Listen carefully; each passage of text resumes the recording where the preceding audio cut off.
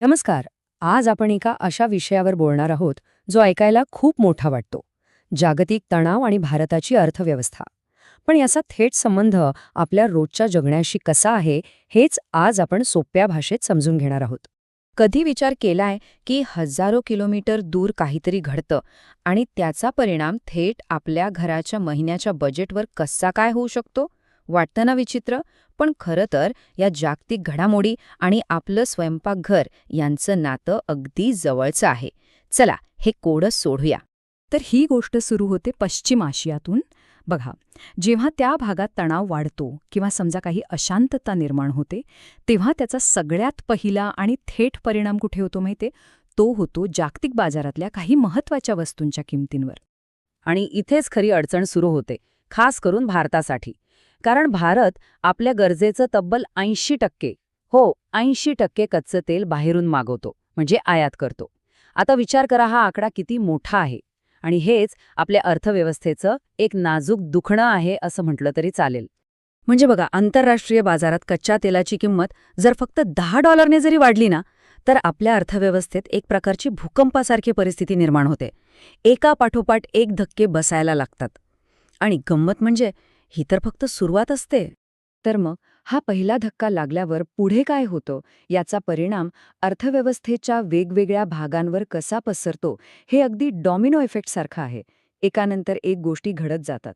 चला तर मग ही साखळी कशी काम करते ते पाहूया. सगळ्यात आधी तर बघा, सरकारची तिजोरी कशी हलते. तेल महाग झालं की आपल्याला जास्त परकीय चलन मोजावं लागतो. त्यामुळे आपली चालू खात्यातील तूट वाढते.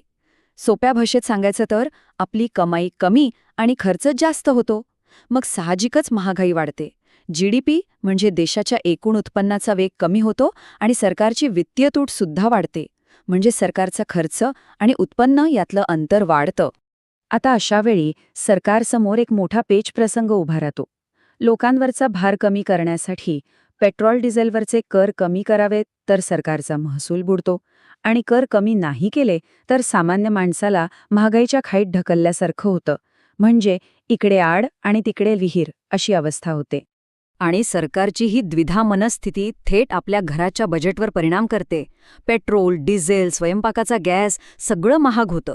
त्यामुळे आपल्या हातात खर्च करायला पूर्वीपेक्षा कमी पैसे उरतात. मग आपण खर्च कमी करतो, ज्यामुळे बाजारातली मागणी कमी होते. त्यात भर म्हणजे कोरोनानंतर अनेकांची बचत कमी झाली आहे आणि कर्ज वाढली आहेत. त्यामुळे ही परिस्थिती अजूनच गंभीर बनते. आता विचार करूया उद्योगधंद्यांचा. विशेषतः असे उद्योग जिथे जास्त माणसं कामाला आहेत किंवा जे लहान आहेत त्यांना याचा सगळ्यात मोठा फटका बसतो.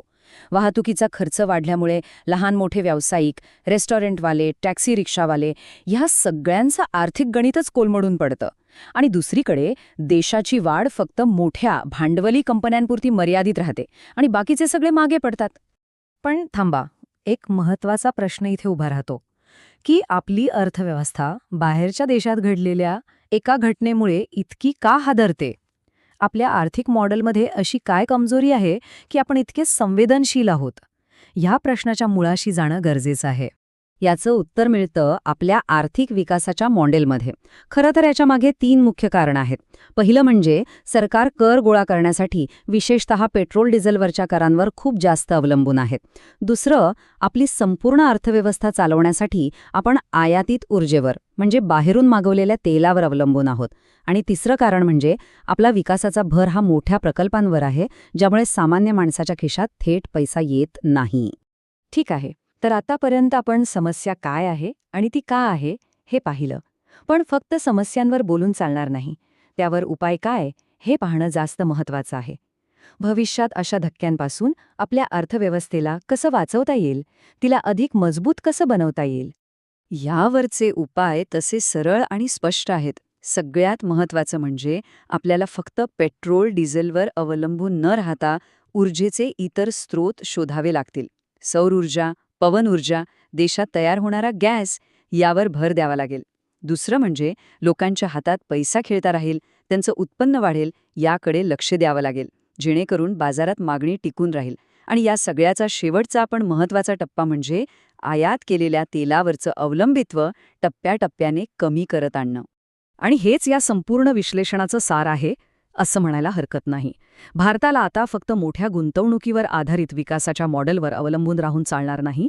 त्याऐवजी आपल्याला असा विकास हवा आहे जो लोकांचं उत्पन्न वाढवेल आणि जो अशा बाहेरच्या धक्क्यांना सहज सहन करू शकेल. थोडक्यात एक अधिक स्थिर आणि मजबूत अर्थव्यवस्थेकडे वाटचाल करणं गरजेचं आहे. खरंच विचार करण्यासारखी गोष्ट आहे, नाही का?